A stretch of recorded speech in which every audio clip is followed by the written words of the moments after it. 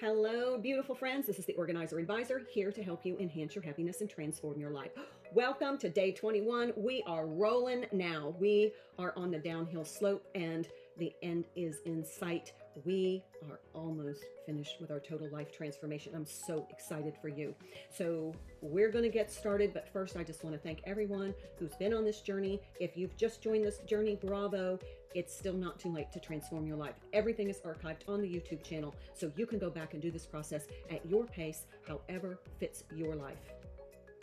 The framework is there, the steps are there, so you can go back and utilize those videos for your own life transformation. If you're just joining us, a warm welcome to you. If you are viewing this video, if you would please consider hitting that like button, subscribing to my YouTube channel, follow me on Facebook or TikTok, and please, if you know someone who could benefit from a little transformation themselves, if you would share my videos with them. I'm here to be of service to anyone who needs this kind of process. Okay, so thank you, thank you, thank you. Also leave me a comment. Okay, so it's the 21st. We're rolling right along. Grab your hydration beverage. Let's have a sip and a sit, and I'm going to talk you through today's togas.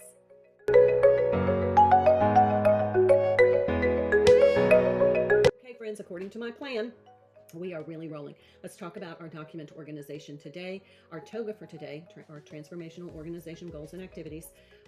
We're going to continue to file the files. Now we are filing 10 documents a day. That you could use that time to do your breath work or your hydration, but just file those 10 documents in your filing system. So for our every Nook and Cranny cleaning component, we are halfway through the living room or family room. So we're going to focus on that one wall a day. This is like clockwork, folks. We are using the compass rose, and it's literally like clockwork. We're going around and systematically cleaning a room without becoming overwhelmed by focusing on just one wall a day. And we just clean everything on that wall. That's it. Then we're finished for the day. It gives us a sense of completion, gives us a sense of satisfaction. It helps us to keep our momentum and our motivation. So just focus on the south wall in the living room, family room today. All right. Next is going to be our wardrobe restructuring. We've already created that calm, cohesive, color coordinated closet. And so now we're just kind of wearing the garments and seeing how they fit and if they're in good wearable condition and do they make us feel fabulous. So today's color is purple.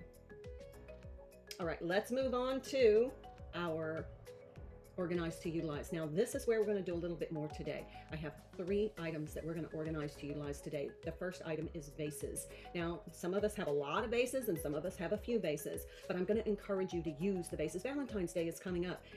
You can get very inexpensive flowers at just about every big chain grocery store, and it's great. Even if they're inexpensive, they're uplifting. These are cut from some camellia bushes just off of my front porch, so you can use flowers from your own garden, your own yard, and they are so uplifting. Now, a couple of things that I really like to do consistently with my vases. On Sunday, as part of our prep steps, we declutter the bedside table. That's a great opportunity to put a small vase of flowers. So Monday morning, when you wake up, that is the first thing you see. Something beautiful, something serene, something peaceful and uplifting. That's a great way to start your week. You can also put vases of flowers in your bathroom, on your dining room table. You can put them in your living room, on your coffee table, or on a sofa side table. You know, disperse them throughout the house. It's beautiful and uplifting.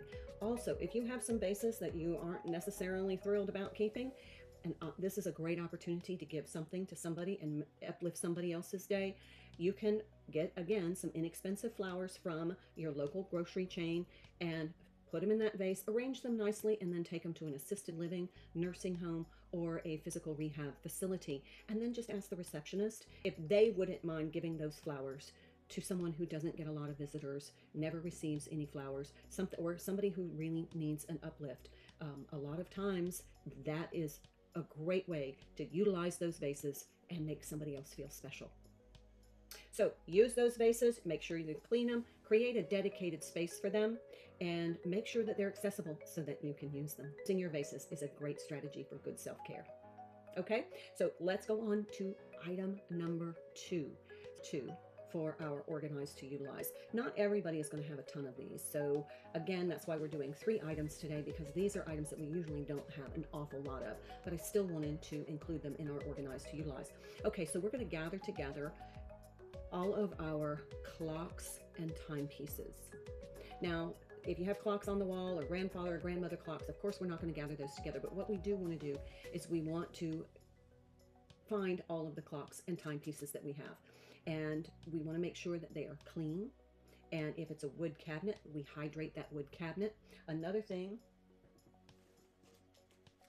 you may want to consider is using some clock oil to oil your clock. If you have wind-up clocks, you want to make sure you have a dedicated space for all of those keys. Yes, I have a video on the YouTube playlist under Organize to Utilize Clocks and Timepieces. And here's a little joke for you. What's the best way to keep a clock running? Keep it running.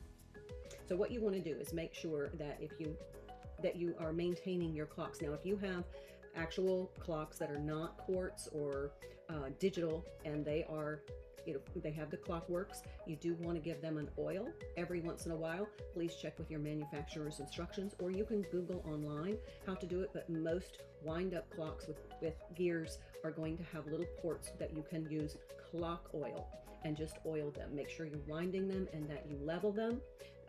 It's really important that your clockwork timepieces are level in order to maintain the momentum of the pendulum. And then just go ahead and get those clocks running. Clean the exterior cases. I like to just hydrate my cabinets, my clock cabinetry, to keep the wood nice and hydrated so that it doesn't split. Now, these battery operated clocks, you may want to go ahead and change your battery, kind of at the beginning of the year, and then midway through the year, the same time that you change the battery in your smoke detectors, you can change the batteries in your clocks. Okay, so let's move on to timepieces. Again, check out the video. Now, these actually were from my grandfather. So these have been quite old, but again, the best way to keep a clock or watch running is to keep it running. So you want to wind it periodically. Now this one is, you can see this one is moving, and then this one is not working, because this was my first little Cinderella watch that I got at Disney World when I was 10 years old, and I overwound it, but I keep it. So clocks and watches and pocket watches actually are heirloom items. My husband just inherited one that we found out was from his great-grandfather, and it was like 1883. So these things will last a very long time. Here's another idea, is that you can get a like a watch, if you have a lot of watches like I do, because I love watches, I love wearing them, but you want to make sure that you wind them periodically if they're windy watches. If they are battery operated watches, you want to make sure you replace that battery and make sure you keep your watch running.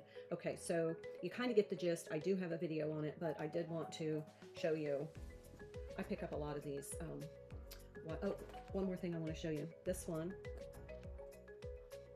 belonged to my grandmother. She got this for 50 years of service at the Rayovac factory. She worked during the war, World War II, and this was her gift, and it's inscribed on the back. So again, these things can be very sentimental, and even though many of us use our phones now, I still like the charm of a watch. I also have my great aunt's watch. So again, these can be wonderful heirloom items. They carry a lot of sentimental value, and they still do tell the time. Okay, so I don't want this to be too long of a video, but I love watches. I could just sit here all day and wind watches. All right, next, we're going to talk about the third item on our Organize to Utilize, and that is going to be our candles. Now, there's some special caveats on candles. Candles are so romantic, and they can give a very soft light as well as a beautiful fragrance to your home. Now, I like to use candles close to the time I buy them, because that aroma that usually you buy a candle for will dissipate over time if you don't use it or leave it open, exposed to the open air. So I like to make sure that I'm using my candles in a timely fashion. Now, here's a couple of really important caveats. If you're going to use candles, you need to do it responsibly. Don't light a candle right before you go to bed, as well as, blow out any candles before you leave your house. I do like to light candles while I'm working and while I'm cooking, but remember to utilize them safely, keep them away from pets and children, and make sure you blow them out. But if you have candles, gather them together, see how many you have, go ahead and do that sniff test and see if they still smell really good. And then, again, disperse them through the house with your flowers. Candles and flowers go together, and this is Valentine's Day coming up. So go ahead and kind of disperse them through your house. And as you are in a room doing your breath work, or maybe even doing your meditation, light a candle. But make sure you use your candles safely. Okay. All right. So last thing is our daily health and beauty routines. Today is Wednesday. Deep condition hair. And then also we're going to exercise 25 minutes.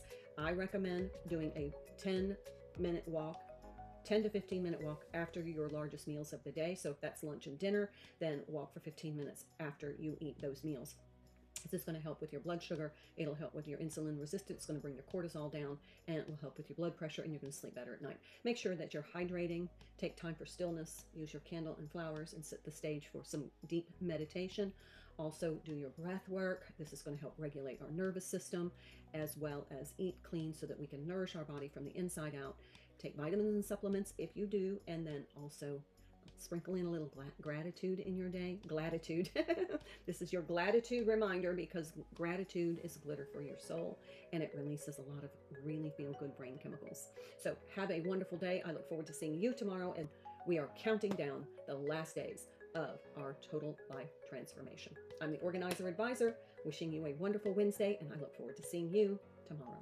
Until then, be well.